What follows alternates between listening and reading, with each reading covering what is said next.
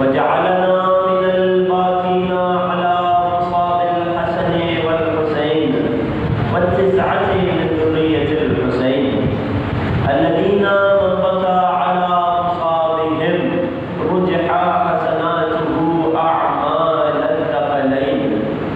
والصلاة والسلام والتحية والإكرام على أشرف الكونين رحمة للدارين جد الحسنين أعني أبا القاسم محمد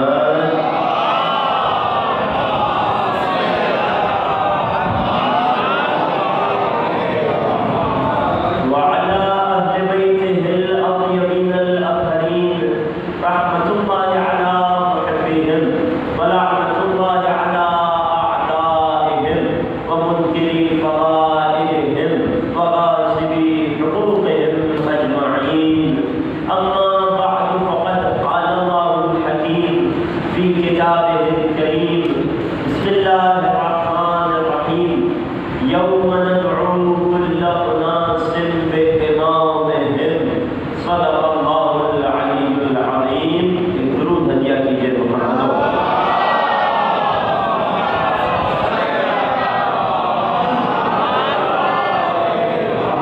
محترم نوجوان بزرگان اداکاران سید الشہداء السلام علیکم ورحمۃ اللہ.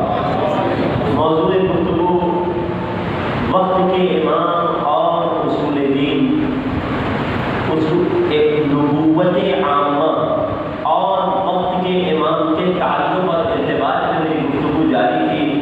یعنی حضرت آدم سے عیسیٰ علیہ السلام تک کی نبوتوں کا میرے وقت کے امام کی امامت سے کیا تعلق اور ارتباط ہے، اس باب میں ہماری گفتگو جاری تھی. انشاءاللہ کہ فہرست مطالب آپ کے اذہان عالیہ میں محفوظ ہوگی. میں فہرست کی تکرار نہیں کر رہا، مباشرتاً اپنے باب میں اپنے موضوع میں فارغ ہونا چاہتا ہوں. توجہات میرے ساتھ ہیں انشاءاللہ.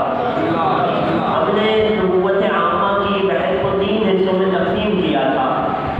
سنن انبیاء اور وقت کے امام کا تعلق، خصائص انبیاء اور وقت کے امام کا تعلق، اور میراث انبیاء اور ہمارے وقت کے امام.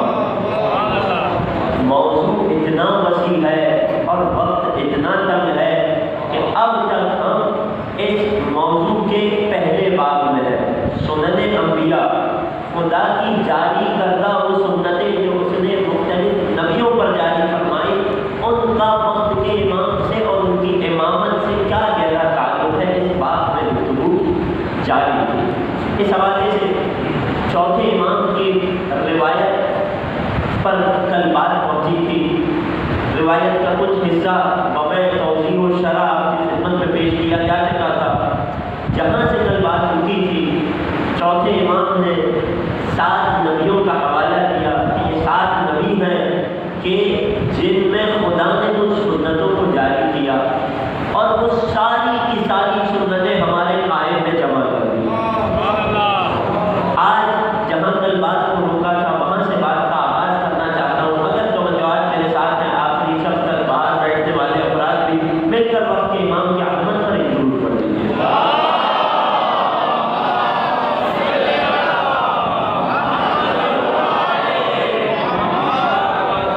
راوی چوتھے امام کی خدمت میں آیا، فرمایا کہ ان بالقائم سنن من الانبیاء، ہمارے قائم میں خدا نے کئی نبیوں کی سنتوں کو رکھا ہے.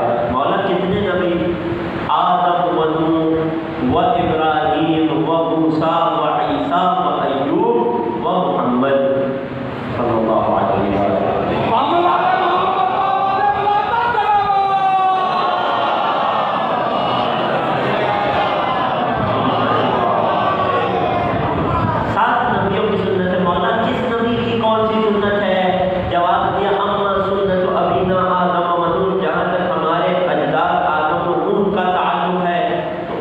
کون سی سنت؟ فطول العمر،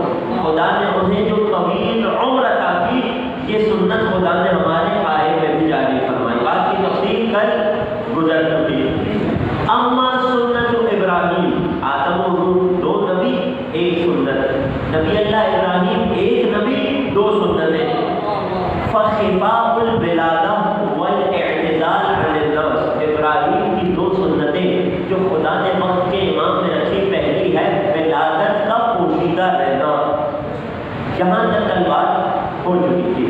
اس ولادت کے پوشیدہ رہنے کی تفصیل، کیسے حضرت ابراہیم کی ولادت پوشیدہ رہی، کیسے ان کی والدہ پر آثار حمل تک ظاہر نہ ہوئے، اور کیسے ہمارے وقت کے امام کی ولادت کو خدا نے پوشیدہ رکھا، یہ کل کی گفتگو میں تفصیل سے بیان ہو چکا ہے۔ ابراہیم پر جاری کردہ خدا کی دوسری سنت جو میرے وقت کے امام میں پائی جاتی ہے وہ کیا ہے؟ فرمایا والاعتزال عن الناس، اعتزال نکلا ہے عزل سے، عزل کہتے ہیں کنارہ کشی اختیار کرنے، لا تعلقی اختیار کرنے کو۔ ابراہیم میں خدا کی سنت یہ تھی کہ ابراہیم ایک عرصے تک اپنی قوم سے کنارہ کش رہے۔ قرآن کی آیت کے جملے، قرآن کی آیت نے خلیل خدا کے جملوں کو نقل کیا ہے اپنی قوم کو مخاطب کر کے، جب قوم نے ہدایت کو قبول نہیں کیا تو کیا فرمایا؟ وَأَعْتَزِلُكُمْ، میں تم سے اعتزال کرتا ہوں، میں تم سے کنارہ کش ہوتا ہوں، تم اپنے راستے رہو، میں نبی خلیل رسول اپنے راستے رہتا ہوں۔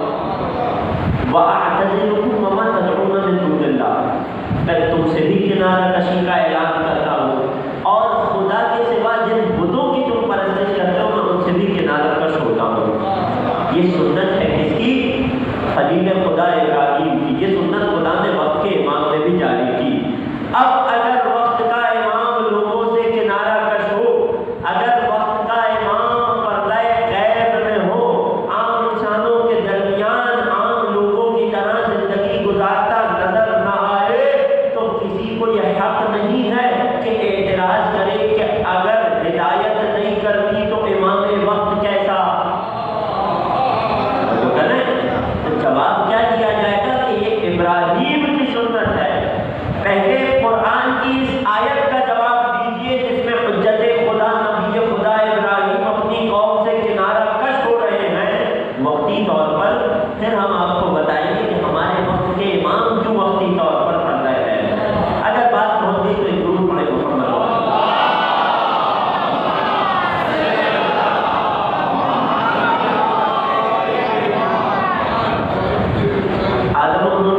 مکمل ہو گئی، حضرت ابراہیم کی دو سنتیں مکمل ہو گئی۔ اب آ جاتی ہے بات حضرت موسیٰ کی سنتوں پر۔ موسیٰ نبی ایک ہیں، ان کی دو سنتوں کا تذکرہ امام نے اس حدیث میں کیا کہ جو امام قائم میں پائی جائے۔ اگرچہ دیگر روایات میں موسیٰ علیہ السلام کی اور سنتیں بھی ہیں کہ جو قائم امام میں پائی جائیں۔ اس روایت میں کیا ذکر ہوا؟ اما سنت موسیٰ، جہاں تک موسیٰ کی سنت کی بات ہے، فالخوف والخیمہ، موسیٰ کی دو سنتیں ہیں، خدا کی دو سنتیں ہیں جو کلیم خدا موسیٰ میں بھی جاری ہوئی اور میرے وقت کے امام میں بھی جاری ہوئی۔ کون سی؟ پہلی ہے خوف اور دوسری ہے خیبت۔ جب اس سنت کو سمجھنا ہے تو کچھ تفصیل آپ کی خدمت میں پیش کرنی پڑے گی نا۔ یقیناً لوگوں کے ذہنوں میں سوال اٹھا ہوگا کیا موسیٰ بھی کبھی غیبت میں رہے؟ توجہ کر رہے ہیں؟ سنیے گا، غور کیجیے گا، یہ غیبت یہ خدا کے اس کی کائنات میں، اس کے عالم میں کوئی انوکھی بات نہیں ہے اس کے حجتوں کے لیے۔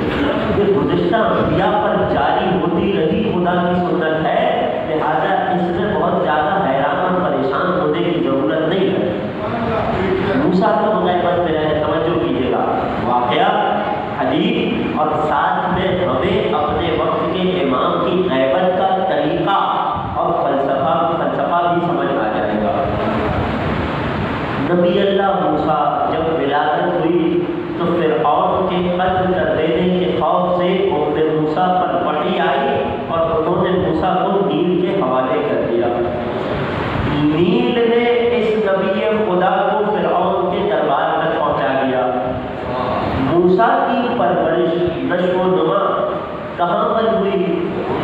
فرعون کے دربار میں ہوئی۔ میرا آپ سے سوال ہے، کیا فرعون جانتا تھا کہ یہی یہی وہ کم سن بچہ ہے کہ جو میرے تخت کو پلٹ دے گا. توجہ کیجیے گا, کیا فرعون واقف تھا یہی وہ بچہ ہے جو میرے تخت کو پلٹ دے گا, کہ جس کی پیشن گوئی نجومیوں نے مجھ سے کی ہے, ساحروں نے مجھ سے کی ہے. نہیں, فرعون نہیں جانتا تھا. اگر جانتا ہوتا تو موسیٰ قتل ہو جاتے. توجہ کرتے ہیں جی. اب یہاں اس جملے پر غور کیجیے گا.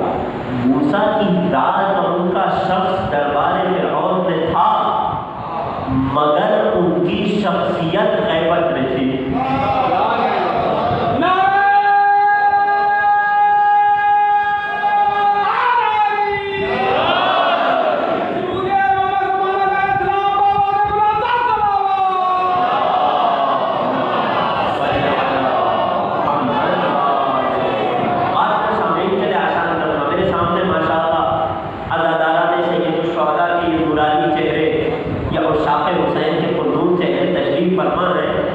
مجھے آپ کی ذوات دکھ رہی ہے, آپ میرے سامنے شخصاً فرداً تشریف فرما ہے, دکھ رہے ہیں, لیکن آپ میں سے کوئی ڈاکٹر بھی ہوگا, کوئی انجینئر بھی ہوگا, کوئی عالم دین ہوگا, کوئی کسی اور پیشے سے تعلق رکھتا ہوگا, کوئی کسی اور پیشے سے تعلق رکھتا ہوگا, لیکن مجھے نہیں معلوم.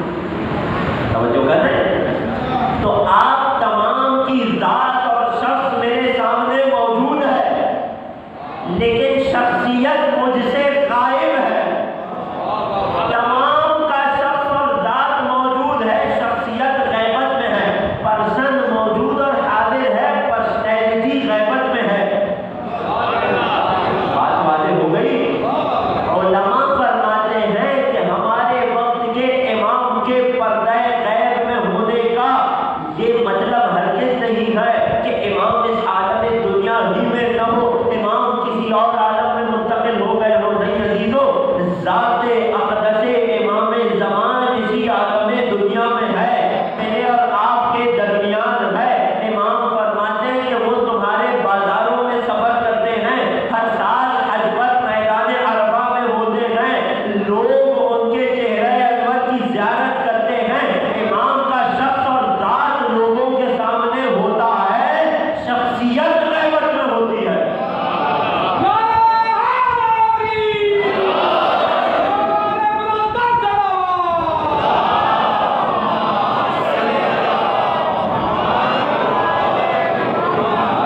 بات پہنچ رہی ہے.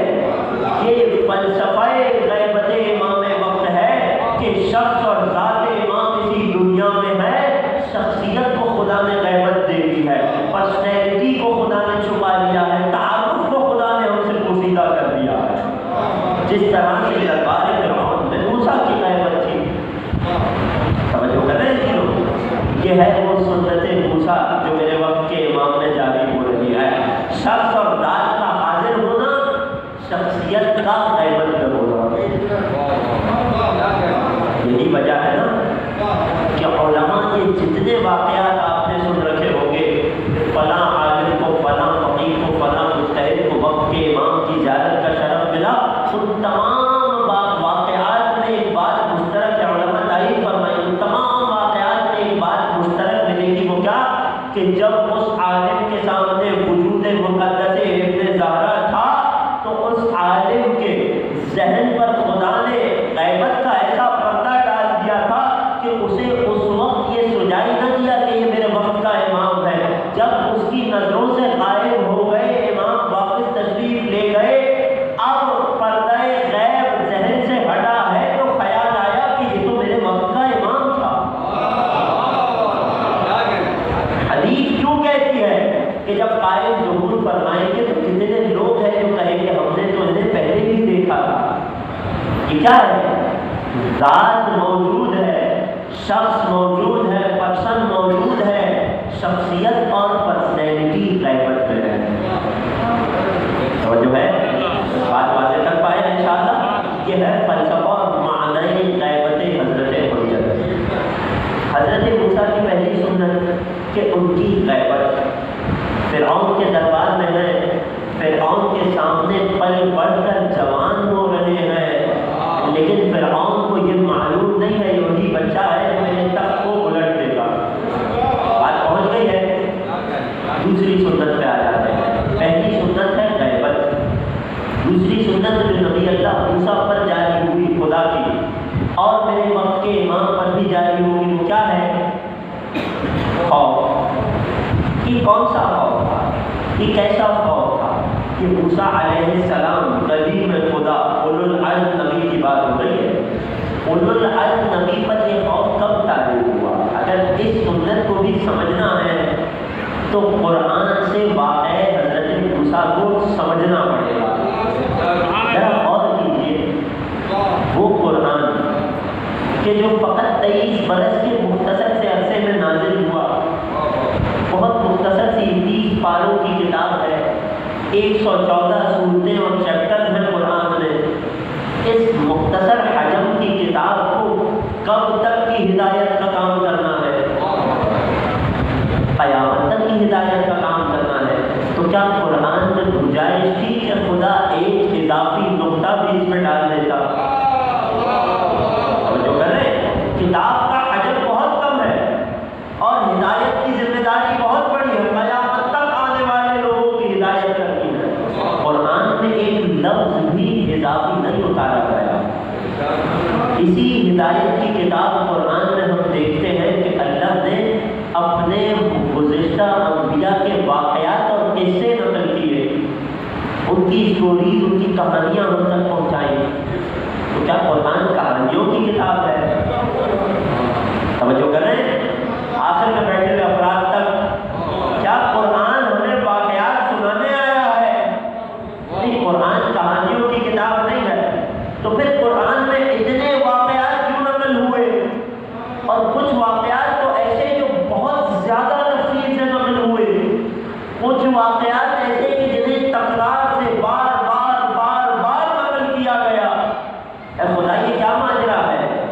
جواب آئے گا کہ جس واقعے کا تمہاری امت کے عقیدے سے جس قدر گہرا تعلق تھا، ہم نے اس واقعے پر اتنا ہی زور دیا.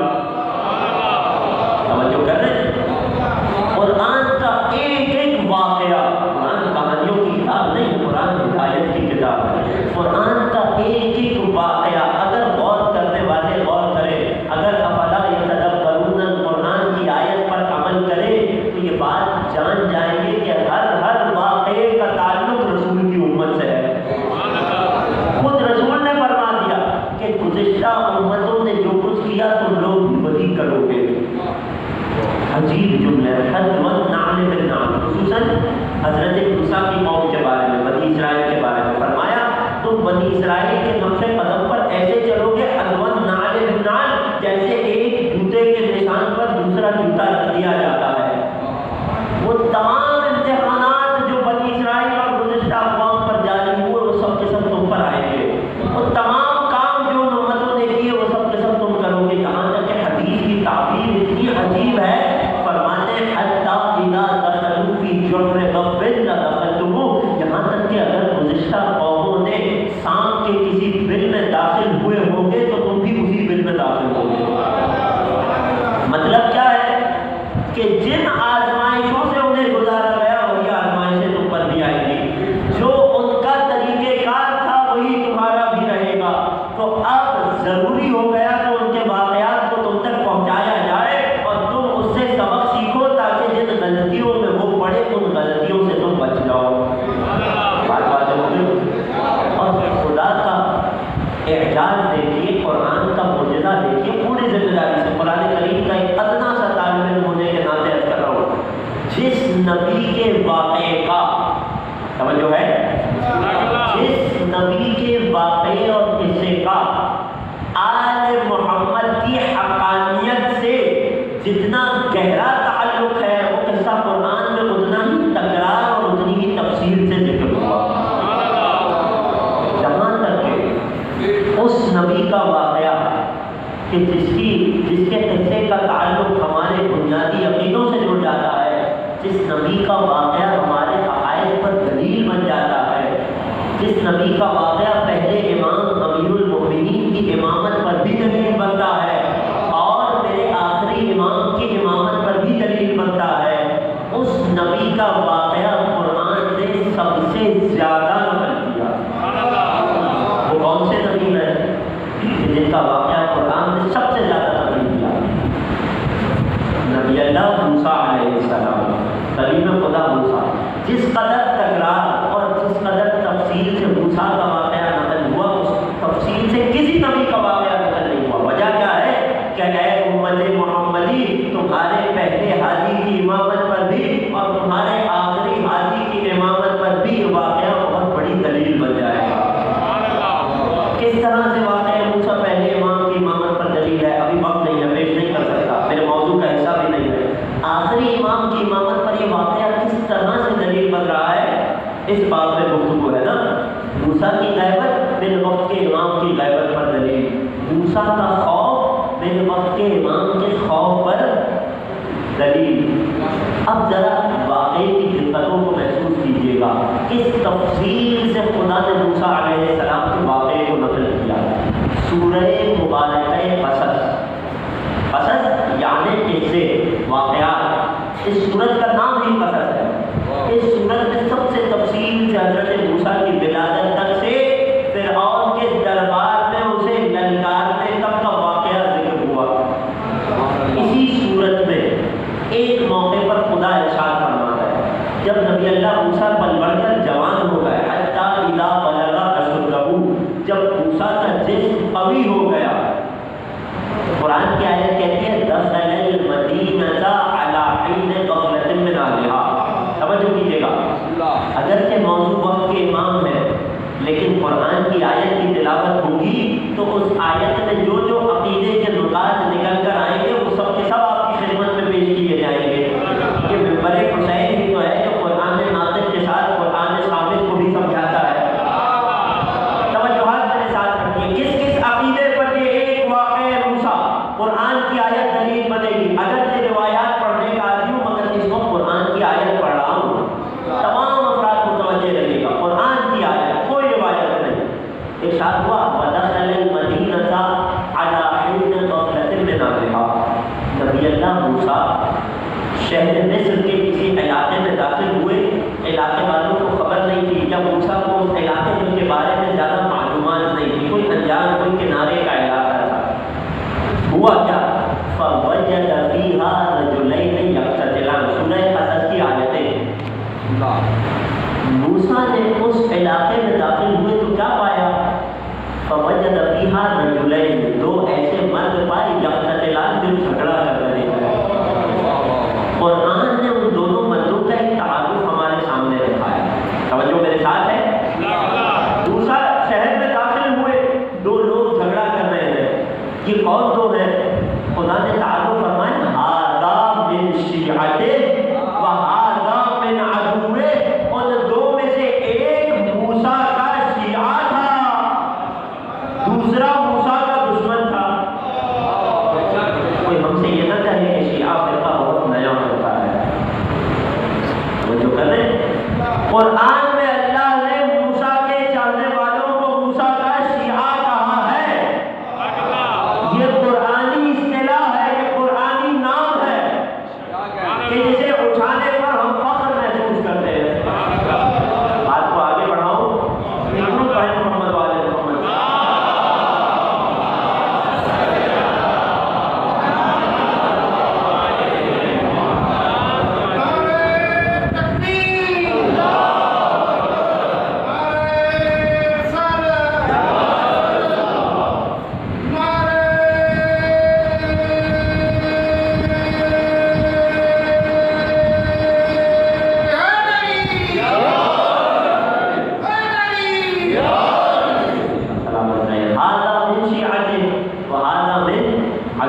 دو لوگ جھگڑا کر رہے ہیں، لڑ رہے ہیں. ایک موسیٰ کا شیعہ ہے، قرآن تعارف کرا رہا ہے، ایک موسیٰ کا شیعہ ہے، ایک موسیٰ کا دشمن ہے. ہوا کیا؟ توجہ کیجیے گا، قرآن نے اسے موسیٰ کا شیعہ کہہ کر ٹائٹل دے دیا، اس کا تعارف رکھ دیا. یہ کون ہے موسیٰ کا شیعہ؟ جیسے ہی اس نے موسیٰ کو آتے دیکھا، شیعہ تھا نا، جیسے ہی اپنے مددگار کو اپنے آقا کو آتے دیکھا، کیا کیا؟ فطرت یہ تھی فاستغاثه الذي من شيعته على الذي من عدوه. تو جیسے ہی موسیٰ کے شیعہ نے موسیٰ کو آتے دیکھا، فوراً موسیٰ کو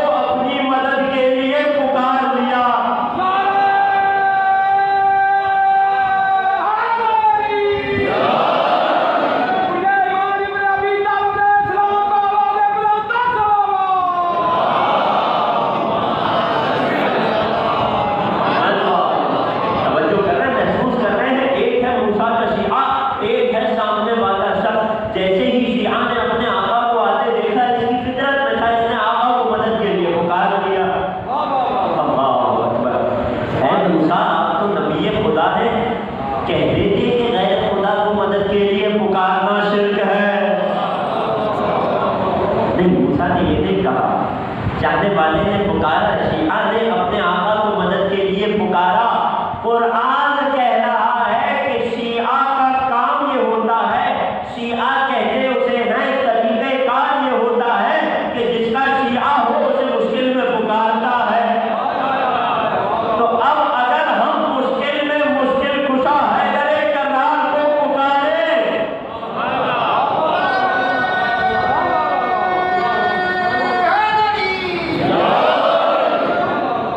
توجہ کر رہے ہیں، اپنی مشکل میں اپنے مولا کو پکارنے پر قرآن سے دلیل آپ کی خدمت میں پیش کیا ہے، ابھی احادیث نہیں پڑھی۔ فاستغاثہ الذی من شیعتہ، جو موسیٰ کے شیعوں میں سے تھا، قرآن کی آیت ہے، میں کیا کروں یہ لفظ بار بار تکرار کرنا پڑ رہا ہے، جو موسیٰ کے شیعوں میں سے تھا اس نے موسیٰ سے مدد مانگی، موسیٰ نے بھی برا محسوس نہیں کیا، مدد کی۔ کیسے کی؟ اللہ اکبر، جب کوئی شیعہ مدد کے لیے پکارتا ہے تو آقا مدد کیسے کرتے ہیں؟ قرآن کی آیت کہتی ہے فَوَجَبَهُ مُوسیٰ، موسیٰ اس جھگڑے میں شامل ہوئے، نہ صرف شامل ہوئے، سامنے والے شخص کو ایک مکہ نصیب کر دیا۔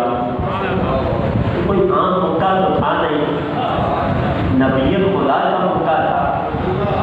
نتیجہ کیا ہوا؟ فَوَجَبَهُ مُوسیٰ، موسیٰ نے مکہ رسید کیا، فَقَضَىٰ عَلَيْهِ، مر گیا۔ اگر لوگوں کو بتایا جائے کہ شیر خدا کا ہاتھ وہ ہے جو خیبر اکھاڑ دیتا ہے، حیرت کرتے ہیں۔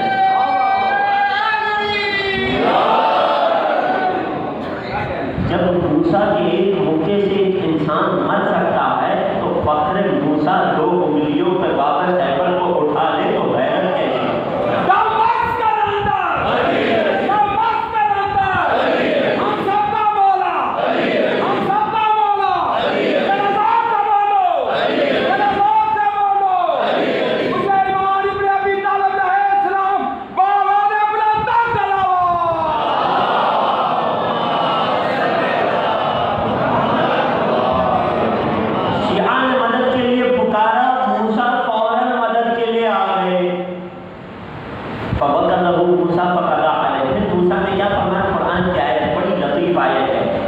فرماتے ہیں ہذا من عمل الشیطان، مکہ مان دیا، وہ ہلاک ہو گیا، دشمن موسیٰ دشمن خدا ہلاک ہو گیا۔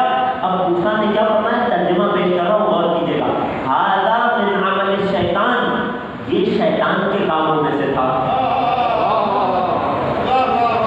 توجہ کر رہے ہیں؟ کیا سمجھے آپ اس آیت کے جملے سے؟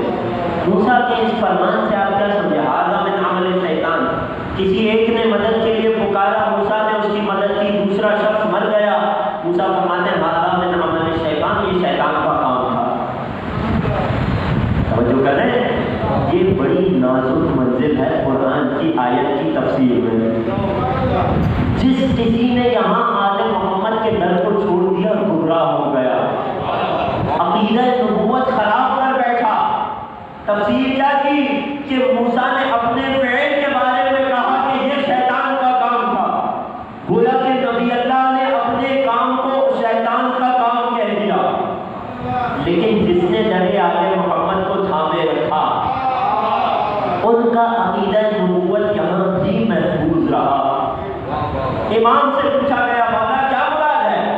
ہذا من عمل الشیطان، یہ شیطان کا کام ہے۔ مولا ہذا اس میں اشارہ ہے، اس کا اشارہ کس کی طرف ہے؟ مولا فرماتے ہیں موسیٰ نے اپنے فعل کے بارے میں نہیں کہا تھا، موسیٰ معصوم نبی ہے، موسیٰ اولو العزم ہے، موسیٰ کلیم خدا ہے، موسیٰ کا کوئی کام شیطان کا کام نہیں ہو سکتا، موسیٰ سوچے بغیر کوئی کام نہیں کرتے ہیں۔ موسیٰ نے کس بارے میں کہا یہ شیطان کا کام ہے؟ فرمایا ہذا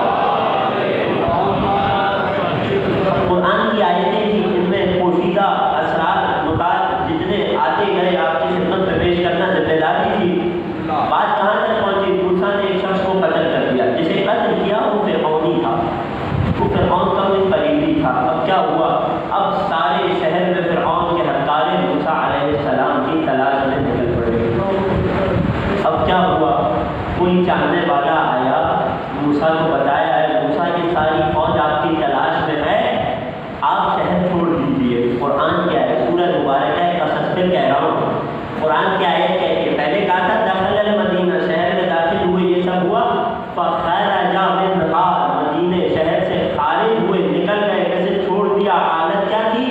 خائفا یترقب، موسیٰ خوف زدہ تھے، موسیٰ کو اپنی جان پر خوف تھا، اور فرعونیوں کی نظروں سے بچتے ہوئے شہر سے نکل گئے۔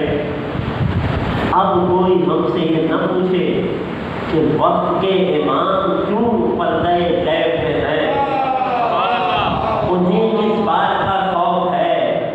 کیا خدا کے حجت بہادر اور شجاع نہیں ہوتی؟ کیا وہ خوف سے، جان کے خوف سے غیبت میں چلی جاتی ہے؟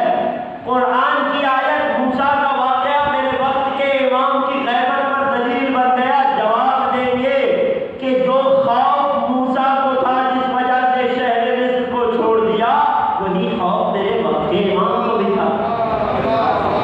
توجہ کر رہے ہیں؟ وہ کیا خوف تھا؟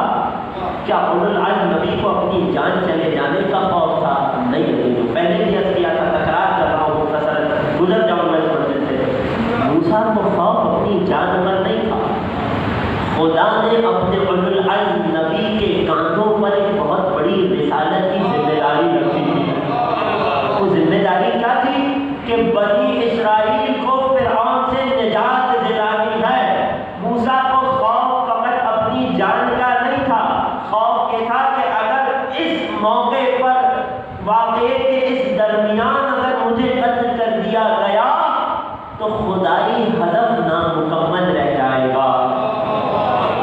اب سنیے گا، توجہ کیجیے گا، جس موسیٰ کے کاندھوں پر فقط بنی اسرائیل کی ایک قوم کی نجات کا بار ہو، وہ اپنی جان کے خوف میں شہر چھوڑ دے، تو جس فخر عیسیٰ، جس فخر موسیٰ کے کاندھوں پر ساری انسانیت کی نجات کا بار ہو، اگر وہ اپنی جان کی حفاظت کے لیے پردہ غیب میں چلی جائے تو کسی کو سوال کرنے کا حق نہیں ہے۔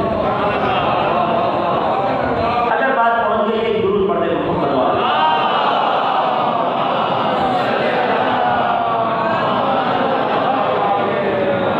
بات کو بہت مختصر کرتا ہے۔ نبی اللہ موسیٰ، چوتھے امام کی ابھی پہلی حدیث پر ہماری بات جاری ہے۔ نبی اللہ موسیٰ دو سنتیں، خوف اور غیبت کے، جو ہمارے قائم میں بھی ہو جاری ہوگی، تاکہ جب قائم غیبت میں ہو تو چاہنے والوں کے پاس دلیل کے طور پر قرآن کی آیتیں ہوں۔ میرے نوجوان دوست یاد رکھیے ان آیتوں کو، یہ ہمارے وقت کے امام کی امامت پر دلیلیں ہیں، یہ آیتیں ان کی غیبت پر دلیلیں ہیں، یہ قرآنی آیتیں۔ یہاں اپنی اس حدیث سے تھوڑا سا باہر جاؤں گا، ایک اور حدیث امام نے ایک اور سنت بتائی کہ جو نبی اللہ موسیٰ پر جاری ہوئی اور ہمارے وقت کے امام پر بھی جاری ہوگی۔ وہ کیا ہے؟ ذرا غور کیجیے گا۔ نبی اللہ موسیٰ مصر سے قتل کر کے خوف زدہ حالت میں نکلے، تفصیلی واقعہ اشاروں کر کے گزر جاؤں گا۔ والدین کی ذمہ داری اپنے بچوں کو قرآنی واقعات سے آشنا کرائیے، خاص طور سے اب کہ جب یہ واقعات ہمارے عقیدوں پر دلیل ہے۔ موسیٰ مصر سے نکلے، مدین تشریف لائے، نبی اللہ شعیب کی بیٹیوں کی مدد کی، انہیں پانی پلایا، نبی اللہ شعیب کے گھر آئے، شعیب سے ملاقات ہوئی۔ شعیب نے سوال کیا، موسیٰ 10 برس تک میری خدمت کرتے رہیے، 8 برس تک کرتے رہیے، 10 کر دیں گے تو بہت اچھا ہے، میری خدمت کرتے رہیے، اجرت کے طور پر میں اپنی ایک دختر کا عقد آپ سے کر دوں گا۔ 10 برس تک موسیٰ نے مدین میں گزار دیے۔ موسیٰ آئے کس قوم کی ہدایت کے لیے تھے؟ بنی اسرائیل جو مصر میں رہتی تھی۔ 10 برس موسیٰ نے مدین میں گزار دیے۔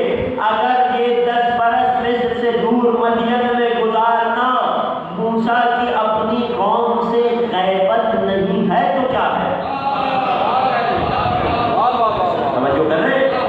پھر اس کے بعد کیا ہوا؟ بہت مختصر، جب 10 برس مکمل ہوئے، موسیٰ علیہ السلام اپنے اہل و عیال کو لے کے دوبارہ مصر کی جانب چلے۔ راستے میں ایک بہت تنگ و تاریک راہ آ گئی، رات تاریک ہے، سردی کا موسم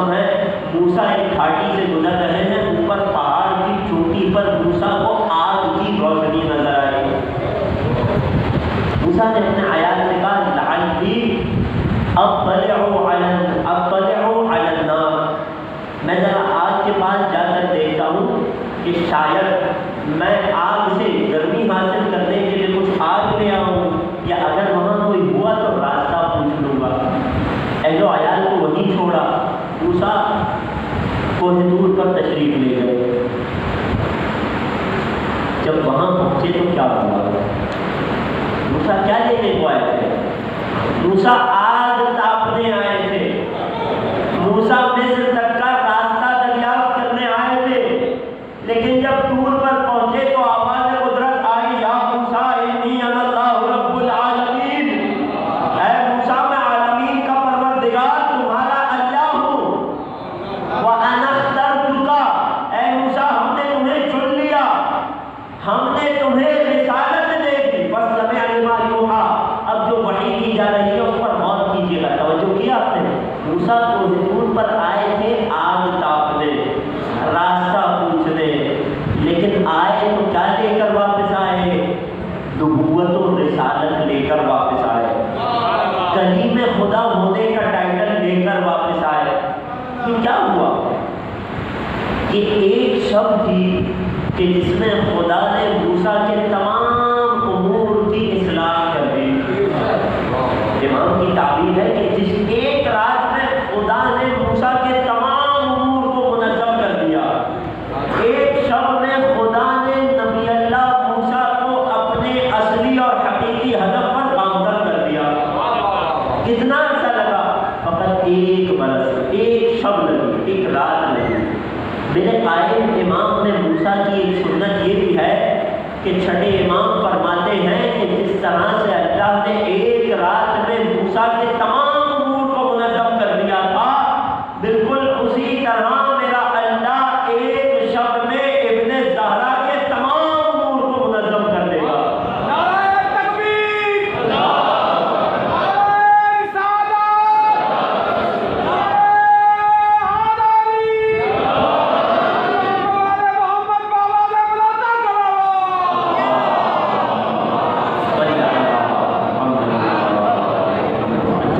توجہ کریں، کیا مطلب؟ ابھی لوگوں کو، دنیا والوں کو لگ رہا ہوگا کہ ابھی تو ظہور کے کوئی آثار نہیں ہے، ابھی تو ظہور کی کوئی ایک نشانی بھی پوری نہیں ہوئی، لیکن ایک رات سے یہاں مراد علماء نے لیا ہے کہ بہت جلدی، بہت کم عرصے میں، بہت کم مدت میں ابھی دنیا کے حالات ایسے ہوں گے کہ لوگ یہ گمان کر رہے ہوں گے کہ ابھی تو ظہور حجت دور دور تک نہیں ہے، لیکن خدا مثل موسیٰ، فخر موسیٰ کے امور کو ایسے ایک رات میں یا چند دنوں کے عرصے میں منظم کر دے گا، ایسے تیزی سے حالات پلٹا کھا جائیں گے کہ میرے وقت کے امام کی ظہور کی راہیں ہموار ہوتی چلی جائے گی۔ انشاءاللہ کہ خدا ہمیں وہ وقت دیکھنا نصیب کرے کہ جب فرزند زہرا کا ظہور ہو رہا ہو اور ہم آقا کے ہاتھوں پر بیعت کرنے کے لیے مکہ مکرمہ بڑے چلے جا رہے ہیں۔ مجدودی امام زمانہ علیہ السلام، بابا سے بلاتا کرو۔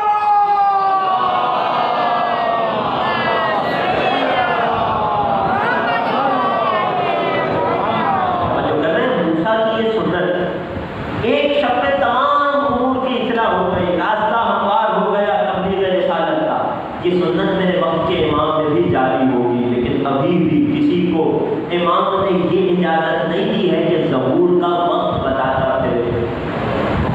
جو کر رہے ہیں آج ہوا، اگلے کل ہوا، اگلے پرسوں ہوا، اس برس ہوا، اگلے برس ہوا، تو فرمان یاد رکھیے گا، کذب الوقاتون، جس کسی نے ظہور کے وقت کو معین کیا، معصوم فرماتے ہیں وہ جھوٹا ہے۔ جو کر رہے ہیں اس بات کو ذہن میں رکھیے گا۔ یہاں بات کہاں تک آ گئی؟ نبی اللہ موسیٰ کی سنتیں کہ جو میرے وقت کے امام میں بھی جاری ہوگی، بات آ کر ٹھہر گئی نبی اللہ عیسیٰ کی سنت پر، نبی اللہ ایوب اور ہمارے آخری نبی کی سنت پر۔ وہ کون سی سنتیں ہیں جو انبیاء میں جاری ہوئی اور ہمارے وقت کے امام میں بھی جاری ہوگی؟ آج گفتگو کو یہیں روک رہا ہوں، کل انشاءاللہ یہیں سے بات کو آگے بڑھایا جائے گا۔ حضرات محترم، 7ویں محرم آ چکی ہے۔ آج ایک نوجوان ولی خدا کا تذکرہ ہے. کل ایک ششماہ ولی خدا کا تذکرہ تھا نا، آج ایک نوجوان ولی خدا کا تذکرہ ہے. اس سے پہلے کہ مسائل کا باقاعدہ آغاز کروں، مسائل کے بعد تبرکات کی برآمدگی ہے. جو والدین اپنی اولاد کے رشتے کی حاجت رکھتے ہیں، ذرا شہزادے قاسم سے تبسل کر کے تو دیکھیے. ایک بات یہ کہ تبرکات برآمد ہونے جائے، احترام کا خصوصی پاس رکھا جائے. دوسری بات یہ کہ فاصلے کو برقرار رکھا جائے. ماسک پہن کر زیارت کیجیے گا تاکہ کسی مومن کو تکلیف نہ ہو. کربلا میں کیسے کیسے حسین حسین اپنے ساتھ لے کر چلے. انہیں حسینوں میں سے ایک حسین حسن کا جوان لال قاسم بن حسن تھا.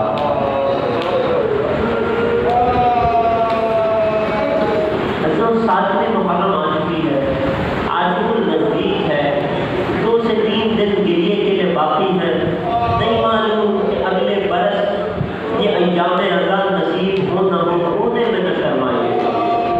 میری دست بستہ گزارش ہے آپ لوگوں سے، رونے میں نہ شرمانا. 8ویں امام کے فرمان کو یاد رکھنا.